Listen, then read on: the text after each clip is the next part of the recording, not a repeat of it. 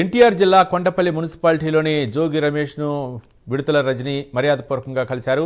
జోగి రమేష్ను కలిసేందుకు విడుదల రజనీతో పాటు వైసీపీ చిలకలూరిపేట ఇన్ఛార్జి నియోజకవర్గ నాయకులతో నివాసంలో కలిశారు. ఇటీవల జైలు నుంచి జోగి సోదరులు విడుదలైన నేపథ్యంలో వారిని కలిసి యోగక్షేమాలు అడిగి తెలుసుకున్నారు విడుదల రజని.